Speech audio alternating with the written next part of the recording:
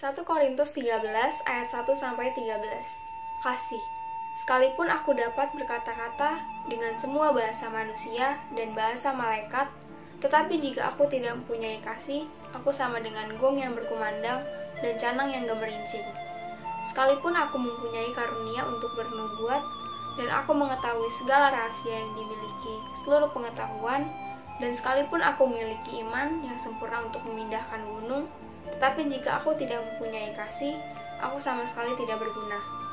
Dan sekalipun aku membagi-bagikan segala sesuatu yang ada padaku, bahkan menyerahkan tubuhku untuk dibakar, tetapi jika aku tidak mempunyai kasih, sedikit pun tidak ada faedahnya bagiku.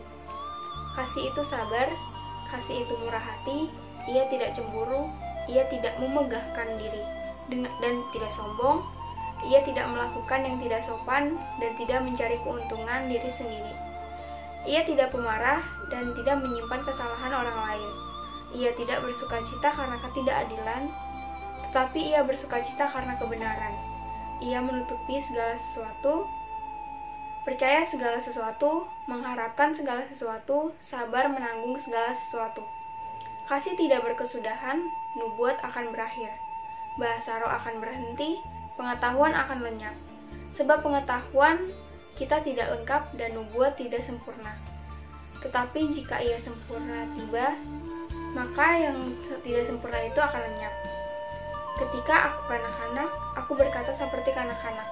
Aku merasa seperti kanak-kanak, aku berpikir seperti kanak-kanak. Sekarang aku sudah menjadi dewasa, aku meninggalkan sifat kanak-kanak itu. Karena sekarang kita melihat dalam cermin suatu gambaran yang samar-samar. Tetapi nanti kita akan melihat muka dengan muka. Sekarang aku hanya mengenal dengan tidak sempurna, tetapi nanti aku akan mengenal dengan sempurna, seperti aku sendiri dikenal. Demikianlah tinggal ketiga hal ini, yakni iman, harapan, dan kasih. Dan yang paling besar diantaranya ialah kasih. Selamat berjumpa kembali dengan saya Nugroho di dalam acara kelas sekolah minggu kelas besar GSD AJWS Gedung Kenanga. Hari ini saya ingin membicarakan mengenai satu tema yang sering ditanyakan juga sih, bagaimana supaya hidup kita ini dalam pimpinan Tuhan, sehingga kita bisa melihat hidup kita ini berhasil. Ada sesuatu yang kita raih dalam kehidupan kita mendapatkan kebahagiaan dalam kehidupan kita hidup dengan baik di dunia ini. Hari ini saat ini kita banyak mendengar banyak kegaduhan, keributan, kita mendengar banyak pertentangan, permusuhan dan sebagainya. Tetapi hari ini mari kita bicarakan bagaimana sih sebetulnya hidup yang berhasil dan dipimpin oleh Tuhan itu. Hidup yang berhasil dan dipimpin oleh Tuhan itu adalah idaman semua orang, idaman kita juga. Apa yang akan terjadi dalam hidup kita? Bagaimana dengan rencana dan cita-cita kita? Masalah yang kita hadapi? Bagaimana hidup kita selalu bisa dipimpin oleh Tuhan dan lepas dari yang jahat, kita boleh berhasil dalam kehidupan kita menjalani kehidupan ini.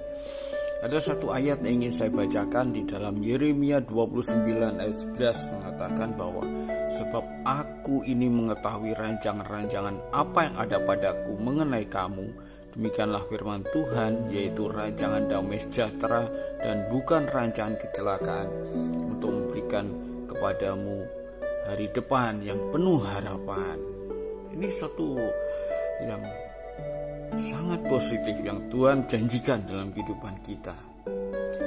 Nah, kalau hidup yang dipimpin Tuhan itu ada 4 poin yang ingin saya sampaikan di sini. Yang 4 poin ini, yang pertama, bagaimana kita ada pimpinan Roh Tuhan di dalam kehidupan kita, pimpinan Tuhan ya. Yang kedua, bagaimana kita punya iman yang teguh, bagaimana kita menggunakan power of mind, pikiran kita, kemampuan kita, dan bagaimana kita beraksi sesuai dengan percaya dan iman kita itu. Nah, ada beberapa ayat yang ingin saya bacakan mengenai hati yang penuh damai sejahtera. Jadi kalau kita baca firman Tuhan, ada banyak ayat-ayat yang mengatakan dengan bertobat dan tinggal diam kamu akan diselamatkan. Dalam tinggal tenang dan percaya terletak kekuatanmu. Di mana ada kebenaran, di situ akan tumbuh damai sejahtera, dan akibat kebenaran adalah ketenangan dan ketentraman untuk selama-lamanya. Tuhan menghadapkan wajahnya kepadamu dan memberi engkau damai sejahtera. Nah, ini yang ingin saya bahas lebih lanjut di dalam bagian-bagian berikutnya ini, karena ini penting sekali menjaga hati yang positif. Ini hal pertama yang harus kita lakukan. Jagalah hatimu dengan segala kewaspadaan, karena dari situlah terpancar kehidupan. Tetapi apa yang keluar dari mulut berasal dari hati, dan itulah yang menajiskan orang.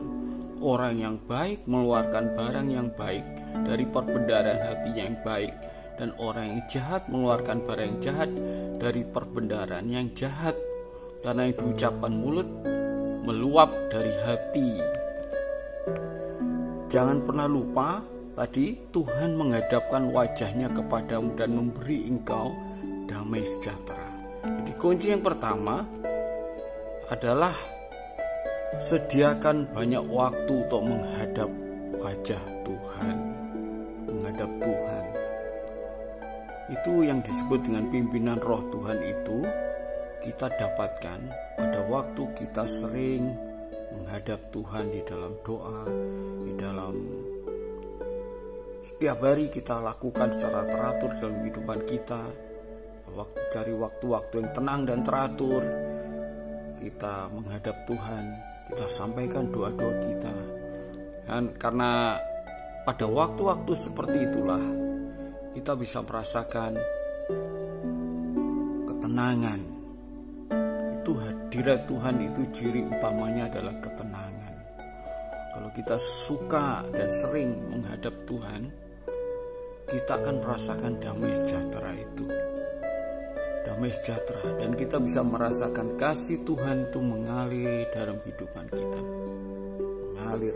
Kita bisa merasakan juga di dalam waktu-waktu seperti itu iman dan kekuatan dalam hati kita. Kita bisa mendapatkan petunjuk, dukungan, bantuan, pedoman hidup, pertolongan untuk menghadapi masalah-masalah kita. Itu kita akan alami pada waktu kita bersekutu dengan Tuhan, rajin secara teratur, mungkin pagi-pagi sekali, mungkin malam sebelum kita tidur, mungkin waktu-waktu yang khusus kita tentukan, tidak perlu orang tahu, tapi yang penting kita cari wajah Tuhan, kita bisa merasakan hadirat roh Tuhan di situ. Ini yang penting pertama, sebab disitulah kalau kita sering melakukan hal ini, maka hati kita akan bersih, hati kita akan tenang, hati kita akan kuat. Dalam menghadapi apapun, hati kita tenang, itu nomor satu. Hati yang damai dan positif, iman dan kekuatan, perasaan kasih Tuhan mengalir dari kehidupan kita. Itu dimulainya dari waktu-waktu seperti itu. Itu yang pertama. Yang kedua, kita perlu membangun iman atau percaya. Kita lihat di dalam firman Tuhan bahwa Abraham itu disebut bapak banyak bangsa. Jadi Abraham itu percaya kepada Tuhan. Maka Tuhan memperhitungkan hal itu kepadanya sebagai kebenaran. Jadi mereka yang hidup dari iman, merekalah yang diberkati bersama-sama dengan Abraham yang beriman itu. Jadi kita berkenan kepada Tuhan karena kita beriman kepada Tuhan, dan akibatnya kita diberkati bersama-sama dengan Tuhan. Jadi iman itu sesuatu yang sangat penting. Iman adalah dasar dari segala sesuatu yang kita harapkan dan bukti dari segala sesuatu yang tidak kita lihat. Jadi iman itu diperoleh timbul dari pendengaran, dan pendengaran oleh firman Kristus.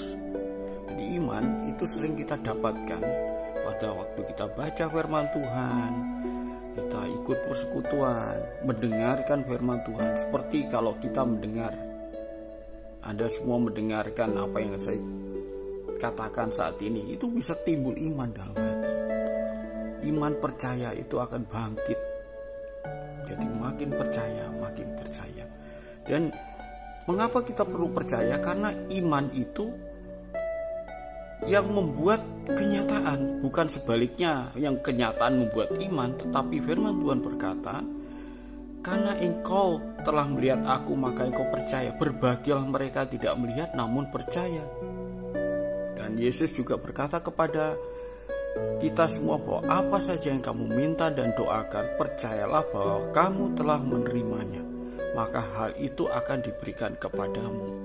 Jadi beriman dulu, percaya dulu, baru nanti akan lihat kenyataan hidup ini.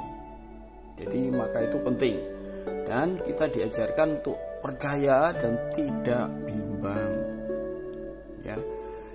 Yesus berkata, sesungguhnya barang siapa berkata pada gunung ini, gunung itu artinya gunung masalah, gunung persoalan, atau gunung masa depan yang belum kita ketahui, beranjaklah dan tercampaklah ke dalam laut, asal tidak bimbang hatinya, tetapi percaya bahwa apa yang dikatakannya itu akan terjadi, maka hal itu akan terjadi baginya. Yang penting di sini adalah tidak bimbang. Jadi kalau beriman itu membuat hati kita tidak bimbang, tidak gampang galau gitu. Jadi kita punya pikiran yang selalu tenang. Jadi yang pertama tadi, kita jaga hati kita supaya kita tetap damai sejahtera menghadapi situasi apapun. Kita tetap tenang dan kita tetap bersukacita. Dan kemudian di dalam hati kita akan muncul iman itu, percaya itu. Nah itu harus kita bangun di dalam kehidupan kita melalui sering membaca firman Tuhan, sering mendengarkan uraian firman Tuhan dari hamba-hamba Tuhan, dan melalui semuanya itu kita akan makin beriman. Oke, kemudian yang berikutnya, yang ketiga, kita mesti gunakan power of mind. Apa itu power of mind? Kita itu diberi di dalam pikiran kita itu kemampuan imajinasi, kekuatan pikiran untuk itu diberikan dalam kita untuk menciptakan masa depan dalam kehidupan kita. Itu sesuatu yang penting karena benar-benar ini menentukan. Jadi tadi lagi saya ulangi tadi yang saya baca tadi. Karena itu aku berkata kepadamu, apa saja yang kamu minta dan doakan, percayalah bahwa kamu telah menerimanya, maka hal itu akan diberikan kepadamu. Jadi mesti ada gambaran yang kita ciptakan dalam pikiran kita, kekuatan pikiran dan imajinasi iman itu. Imajinasi kita gunakan power of mind mengenai apa yang kita sedang doakan itu. Jadi kalau kita berdoa, ada di antara kita yang berdoa untuk dapat studi yang baik, berhasil dalam studi, coba bayangkan tempat kuliahmu yang baik yang kamu inginkan itu seperti apa. Bayangkan seperti apa rasanya tempat sekolah atau tempat kuliahmu.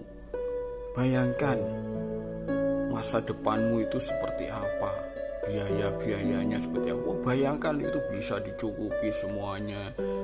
Jadi kalau kita bisa membayangkan seperti itu, kita sedang melakukan apa yang diajarkan oleh Yesus ini.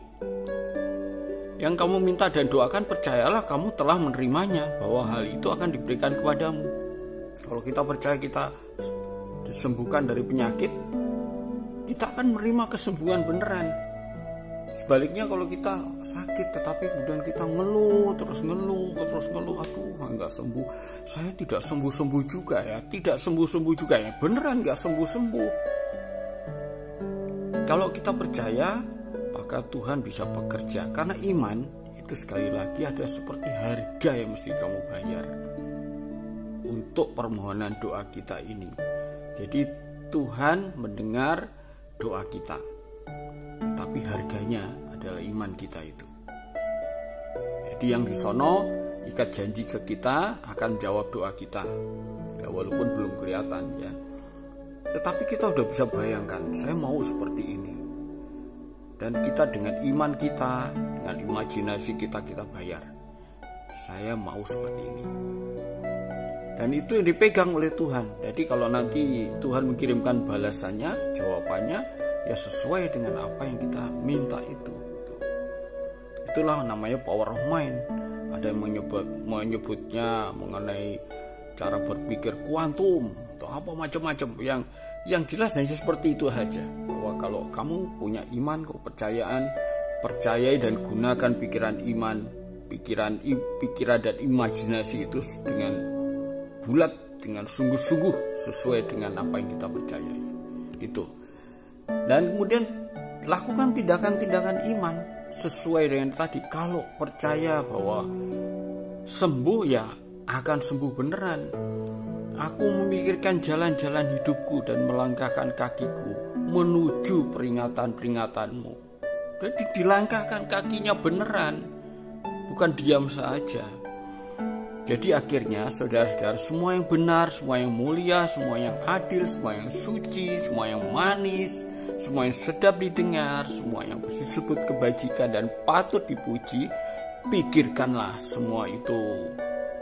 Ya, ada yang punya kebiasaan ya, tempel tulisan-tulisan seperti ini, kalimat-kalimat yang memuatkan, memberikan motivasi, dorongan hidup itu ditempel di mana-mana, ya kan, di meja belajar. Jadi setiap kali kita udah mulai lemah, kita lihat lagi tulisan itu dan kita dikuatkan lagi. Katakan dengan percaya, hidup positif, bertindak sesuai dengan imanmu, kebiasaan hidup yang positif juga nanti kita lakukan. Jadi iman itu bukan hanya kita beriman saja, tetapi kita juga percaya, karena iman bekerja sama dengan perbuatan, dan oleh perbuatan-perbuatan itu iman menjadi sempurna. Kalau tanpa perbuatan, iman itu pada hakikatnya adalah mati. Jadi iman tanpa perbuatan adalah iman yang kosong. Jadi kebiasaan-kebiasaan hidup yang positif, tindakan iman, rajin, kita ramah pada orang lain, kita tunjukkan senyum kita dalam situasi apapun, kita tunjukkan optimisme, senyum, sopan, tetap santun dalam keadaan apapun. Gunakan kata-kata mutiara, kata-kata bijak, kita taruh di komputer, tempel di dinding, di meja belajar. Jadi itu mempengaruhi kita juga, supaya kita punya tindakan iman dan hidup yang positif tadi itu. Jadi demikian kira-kira proses hidup yang dipimpin oleh Tuhan. Sekali lagi, pimpinan Tuhan yang pertama itu adalah melalui hadirat Tuhan yang kita temui langsung, kita menghadap wajah Tuhan, menghadap hadirat Tuhan, dan kita bisa merasakan damai sejahtera. Itu pimpinan Tuhan yang nomor satu, yang penting sekali. Kalau kita tidak melakukan ini, jangan salahkan satu kali kita kacau hidup kita, atau kita tersesat, atau kita akan mengalami masalah yang tidak bisa kita pecahkan, atau kita kehilangan damai sejahtera dalam hidup kita. Jangan sampai. Ini yang pertama dan utama dan paling penting, tidak boleh dilupakan. Jaga waktu-waktu bersekutu dengan Tuhan secara rutin, waktu-waktu doa secara rutin. Temui hadirat Tuhan dan katakan kepadanya, Tuhan, berdoa kepadanya, menyembah Dia, dan rasakan kasih-Nya di dalam kehidupan kita. Itu yang pertama. Kemudian dari sering baca firman Tuhan, sering kita mendengarkan firman Tuhan, kita mulai membangun iman percaya kita. Jadi dua itu tadi membuat hati kita menjadi positif. Kemudian dengan itu kita membangun pikiran dan imajinasi yang positif juga. Tadi gunakan power of mind tadi, dan lakukan tindakan-tindakan iman dengan hidup kebiasaan-kebiasaan hidup yang positif. Udah, ini hidup yang dipimpin oleh Tuhan ya seperti itu. Udah, dengan sendirinya nanti masa depan kita adalah masa depan yang positif juga. Jadi sekali lagi, hidup yang dipimpin oleh Tuhan, pertama pimpinan roh. Nah, roh itu sumber ketenangan hati dan damai sejahtera, pikiran positif yang baik, iman yang teguh, tidak bimbang, sering membaca kebenaran firman Tuhan dan beribadah mendengarkan firman Tuhan. Gunakan kekuatan pikiran dan imajinasimu untuk membentuk masa depanmu itu. Kemudian lakukan tindakan dan perkataan yang sesuai doa dan iman percaya kita. Hidup yang positif, dan itu akan menjadi kenyataan dalam hidupmu. Kiranya Tuhan memberkati apa yang disampaikan ini. Amin. Halo adik-adik, selamat hari Minggu. Ayat hafalan untuk minggu ini adalah Efesus 1 ayat 4. Sebab di dalam Dia Allah telah memilih kita sebelum dunia dijadikan, supaya kita kudus dan tak bercacat di hadapannya. Hafalkan ya adik-adik.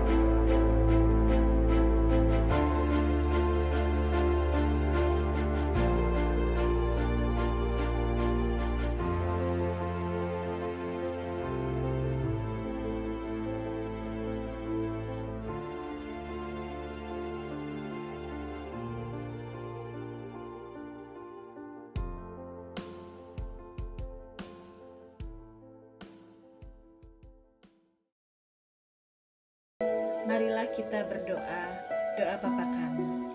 Bapa kami yang di surga, dikuduskanlah namamu. Datanglah kerajaanmu, jadilah kehendakmu, di bumi seperti di surga. Berikanlah kami pada hari ini makanan kami yang secukupnya, dan ampunilah kami akan kesalahan kami, seperti kami juga mengampuni orang yang bersalah kepada kami.